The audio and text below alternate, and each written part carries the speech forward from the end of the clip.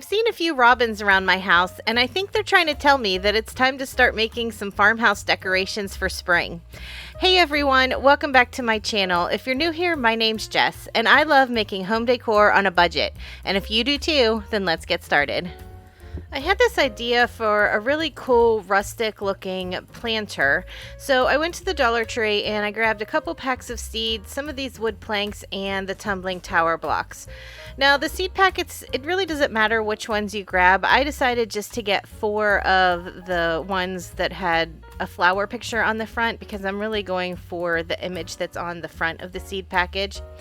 I started by cutting the top off of the packages, and I kept all the seeds. I'm not really much of a gardener, but I thought these are kind of wildflowers, and we have a big hillside next to our house, so I thought maybe I would just go scatter the seeds over there later on in the spring and wish them well. So once I had all of the tops cut and the seeds poured into a container, I just cut the image off the front of the packet. I wasn't too worried about the numbers showing or anything like that because I was going to do a lot of distressing to it to make these look a bit older. To start distressing these seed packets, I decided to tear around the perimeter of each image. Now, if you're going to distress something like paper, it's always better if you rip toward yourself. That way, you'll leave a little bit of that white border from the inside of the paper showing. If you would tear away from yourself, it would be more of a clean tear, if that makes any sense.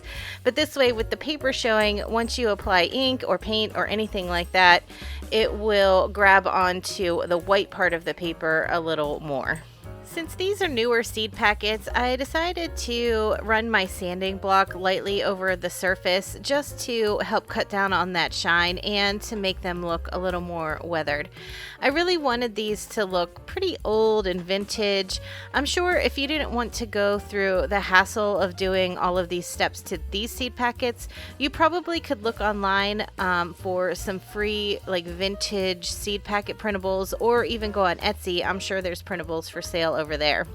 So once I had them all scratched up, then I just started crumpling them up into little balls just to give more texture to the surface of the packets. Next, I wanted to get started on making the planter box that I'm gonna put the seed packets on. So I took 8 of the tumbling tower blocks and I just hot glued 2 of them together long ways.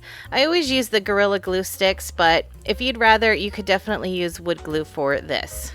These tumbling tower blocks are going to act as braces for the inside of the planks. Because these planks are a little thin, I thought it would be easier to glue the planks onto the tumbling tower blocks rather than trying to glue the planks together. That way I didn't have to worry so much about any of the hot glue seeping out between the seams. So I laid a set of 2 blocks down on one of the planks pretty close to the edge. I left enough of a gap so that another plank could fit on top of it, and then I just hot glued the next plank at the 90-degree angle. And then I went to the other side and did the same thing. And once I had 2 of the planks glued onto the side plank, then I reinforced the inside with more hot glue. And then the last thing I had to do was glue on the other 2 sets of tumbling tower blocks to the opposite sides of the planks and then attach the 4th plank with glue.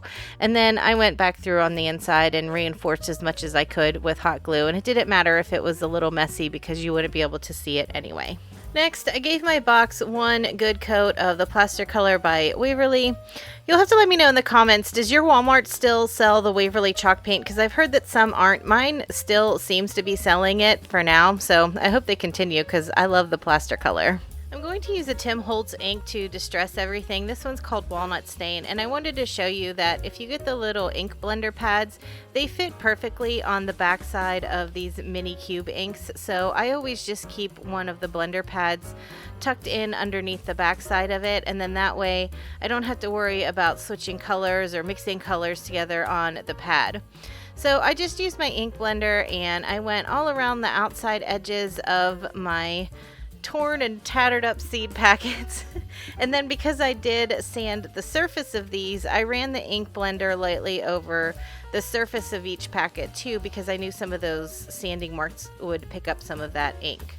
I wanted the distressing in the seed packets to be cohesive with the planter box, so I decided just to use the same ink around the edges of the planter box. And you can see here, I'm just blending around all four sides of the panels, the wood planks, because I didn't feel the need to put much through the center because I knew the seed pack was going to cover that up anyway.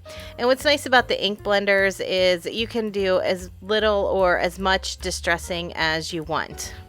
I don't always really care for Mod Podge that much because sometimes it really bothers me how much it wrinkles paper, but for this project I knew it would be perfect because the paper was already wrinkled because I crinkled it into a ball. So I used the matte Mod Podge and I just gave one side of the container a good coat of it, and then I laid my seed packet on top of it. And I didn't think ahead, but it worked out okay because the ink that I used was water-based and there's a lot of water in Mod Podge. It kind of started smearing the ink around, which worked out for this project because I didn't mind if the ink was kind of everywhere. I really wanted it to look kind of dirty and weathered and rustic. And it started to blend into the sponge, so you can't really see it on camera, but the Mod Podge that was on my sponge was starting to get stained. So when I got to this side of my box and I realized I didn't ink around the edges, I already had so much Mod Podge on it, I thought, oh, I'm just gonna go with it. And so I just put my Mod Podge on and my seed packet, and then there was enough ink that had transferred into the Mod Podge on my sponge brush that it actually made it look a little more tinted. It definitely didn't have as much distressing as the other three sides, and that was okay. I just made sure that this one kind of faced the back wall. After the coat of Mod Podge had dried, I took a piece of chipboard that I had cut down to fit inside of the box. I couldn't use another one of the wood planks because it kind of overlapped on the edges and I didn't really like how it looked. And I knew I wasn't putting a lot of weight inside of this box, so I figured the chipboard would be fine. Then I just added some floral foam and some of my favorite greenery and some of my favorite picks from the Dollar Tree. I really like these roses that they have out this year for spring. I think they're really pretty. And I'm so excited how this planner turned out because I had it pictured in my head and it turned out exactly how I wanted it, except for the one side that I forgot to distress, but we won't talk about that.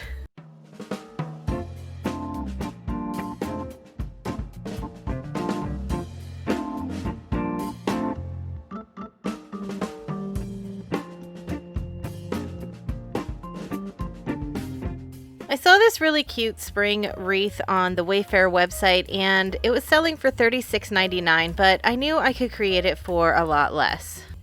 I went to the Dollar Tree first because I knew they had these little sun hats out now, but I wasn't thrilled with the quality. I mean, I know it's only $1.25, but they are pretty thin and flimsy. I grabbed one anyway. But then I went to Michael's and they had a lot nicer hats there. They had two different sizes. This one was $3.99, but I did have a 20% off coupon, so I got it for $3.20. And to me, it was worth the extra $2. And you can see the difference between the two hats here. The Dollar Tree one is really, really flimsy and flexible, and it's a little smaller than the one from Michael's. So either way, I think they would make really cute wreaths. I just decided to go with the one from Michael's. I wanted my wreath to be more Easter themed, so I grabbed some of my favorite flowers, some of these speckled eggs, some ribbon, and some of these little bunny picks and carrot things from the Dollar Tree. Now, these two bunches of flowers came from the Dollar Tree, and if you've been to my channel before, you know that I always say that sometimes I struggle with flower arranging. So when I'm doing projects like this, I usually try to pick picks that are pretty full and pretty on their own so that I don't have to mess with them much.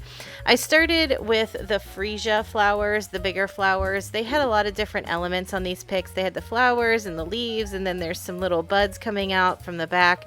And so I knew that that would help create a nice base for my wreath without having to arrange the flowers much. I took the flowers and I started bending the stem so that it would curve around the hat. It would have the same curve as the hat did. And I also wanted to try to not really glue much directly to the hat. I wanted to try to tie a lot of the things on so that if I want to change these flowers out maybe in the fall, I could do that, because I think a hat-shaped fall wreath would look really cute too. So once I had my flower picks bent to the shape of the hat, then I just used a little hot glue to glue the stems together, and then I used some pieces of a pipe cleaner to attach the two stems to make sure that they were really secure on each other. I used my paper piercer, which is basically like an awl, to poke a hole in the hat, and then I used it to help fish the jute string through too, because like I said, I wanted to try to tie as much of this stuff onto the hat as I could. So once I had the jute through in two places, I was able to just tie this little spray that I created with the two picks into place.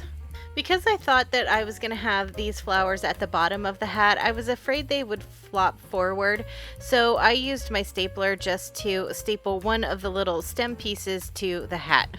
I used this pink burlap ribbon that I had got at the Dollar Tree last year to create a loopy bow. I started by folding the ribbon over on itself until I had 3 loops on each side of the bow, and then I cut another piece for the tails, and then I folded it in half. And you can see here there's 3 loops on one side and 3 loops on the other side, and then at the midpoint I just cut in about 1/4 of an inch on each side to create a notch. And then I did the same thing with the piece that I had cut for the tails. I folded it in half and cut in a little notch on each side about 1/4 of an inch. And then I just laid everything on top of each other, and I used a pipe cleaner to cinch it in the center. Once the pipe cleaner was in place, then I could just start pulling all the loops out and forming them to how I like them. And then I made sure that I dovetailed all the ends as well. I used my paper piercer again to poke some holes in the hat, and then I could fish the pipe cleaner through the 2 holes that I created, and I just secured it on the inside by twisting it around a few times. I created some filler pieces with the other flowers that I had by clipping off 3 of the stems and hot gluing them together, and then wrapping the bases with some jute twine. Now, I only created 2 of these. I just needed to fill in behind the bow on each side. And since I'm trying not to hot glue anything onto the hat, once I had the bunches created, I just hot glued it onto the stems of the flowers that were already there. That way, I think when I go to take this apart, it should still make it pretty easy. I felt like this bunny needed a little makeover, so I took off the bow that was already on there and the flower that was at the top of her head, and I just replaced those with a little piece of pink gingham ribbon that I had in my stash that I just tied a knot in the center. And then I used 2 of the little white flowers that I was using in the wreath to glue at the base of her ears, just to make everything fit in together. Then I just used some hot glue to attach the bunny to the center of my bow. To make this wreath a little more Eastery, I decided to add in a few of these little carrots from the Dollar Tree and a few of the speckled eggs. And I tried to make sure that when I was hot gluing everything in place, I was only gluing on to the stems of the flowers so that they would be easy to remove. So this was when I thought I was done with the wreath. I liked how everything looked, but when I hung it up on the wall, I didn't like where the bow was. I didn't like the bunny facing down. I didn't like that everything was at the bottom of the hat, and I realized I would like it more if everything was at the top of the hat. So I removed the bow, which was easy because it wasn't glued into place, and then I just had to turn it around and make the bunny face the other way, and I liked it so much better. I also wanted to mention that the hat that was on Wayfair had fairy lights in it, and you could definitely add a pack of fairy lights to this one. I just chose not to.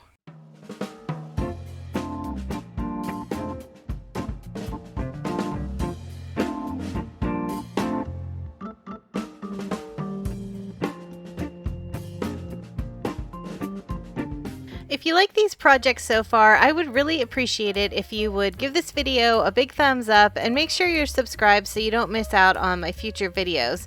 And come follow me over on Instagram at GlueLaLa. I try to post over there every day. I wanted to try my hand at making these clothespin carrots that I've been seeing all over Pinterest, and I knew I needed a crate for them to sit in. So I got one of the wooden crates from the Dollar Tree and one of these little picket fence pieces that they also sell in the Crafter Square section. I started by giving both of the wooden pieces a coat of the Antique Wax by Waverly, and I always like to apply it with a baby wipe because it kind of eliminates one step. You kind of apply it with the baby wipe, and at the same time the baby wipe removes the excess, so that way I don't have to go back in with another cloth.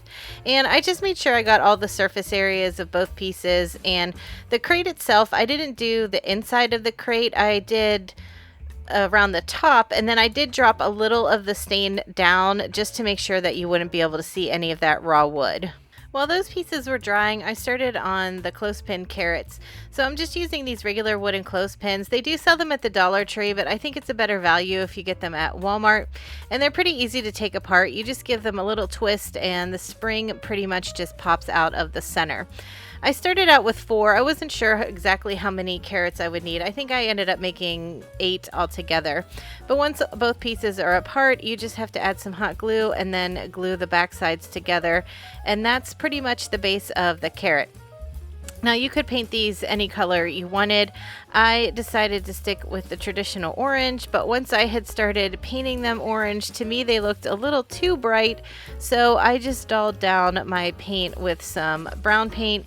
And anytime I do something like that, I don't worry too much about mixing the color completely because I don't mind if there's a little variation in color.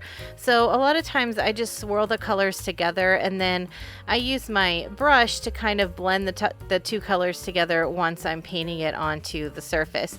And then that way I could dip my brush in other areas where I had swirled the paint together to create different colors of carrots too. Some of them were more orange, some had a little more brown in them, and it just gave it a little more interest. Before I glued 2 wood pieces together, I decided to add some ribbon to my crate. I had this black and white striped ribbon in my stash. I think this is from Walmart. I think I actually got this around Christmas time. And I just ran it around the center of the crate, and then I used another piece that I had formed into a loop, and I cinched it together and tied it in the center, and then hot glued that on top and added a little greenery.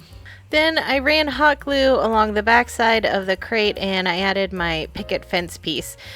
The reason I added the ribbon first is because I knew some of the picket fence piece would cover up the center of the crate, so I needed to make sure I got that ribbon on there first. After the paint was dry on my carrots, I needed to create some little carrot toppers. So I had some green jute in my stash and some regular jute twine, and I started by taking about 4 strands of the green jute, and I tied it into a knot, and I clipped it as close as I could to the knot so that I could hot glue it to the top of the carrot, and then I could cut the excess off so that there were little sprouts sticking out of the top of the carrot. And then I used some more of the green jute, and I just hot glued it kind of where that first little curve happens in the clothespin, and then I just wrapped it the whole way up to the top of the knot so that it had a nice finished look. And I did the same thing with the regular jute twine, so I did 4 carrots with the green jute, and I did 4 carrots with the brown jute. I decided I want some single carrots and some carrots bundled together, so I grabbed 2 of the carrots, and I hot glued the bottom portion of the clothespins together so that the points kind of met. And then I took a 3rd carrot and I just hot glued it on top of the other 2. I also created one bundle with just 2 carrots, and then the rest of the carrots I just left as singles. So for the bundles, once I had them all glued together, the bundle of 3, I just used some other striped ribbon that I had on hand, and I tied it around the 3 bundle. And then for the 2 carrot bundle, I wrapped a piece of ribbon around and then a piece of jute on top of it. I took one of these heart-shaped chalkboard tags from the Dollar Tree, and I hot glued a knotted piece of ribbon to the top, and then using my white paint pen, also from the Dollar Tree, I just wrote 25 cents on it. And then I didn't film it, but I did take a piece of a dowel rod and I hot glued it to the back side of the heart to create a little pick. I filled my crate with some floral foam, and then using this moss from the Dollar Tree, I added a nice thick coat to the top of the floral foam. I always just add a ton of hot glue, and then I add on a really thick layer of the floral moss because I'm always afraid that that hot glue is going to seep up through there and burn me. So I just like to pat it on and leave it go until I know all the glue has cooled down before I shake off the excess. Next, I just needed to add everything to the crate. So this is that little pick I created with the heart sign, and I placed my carrots around, and I had some little eggs in my stash from last year. They were the glittery type of Easter eggs that you can get at the Dollar Tree, but I had painted them with some chalk paint just to make them look more farmhouse, and a few of them I had speckled with some black paint, so I added those to the mix too, just to make it more Eastery.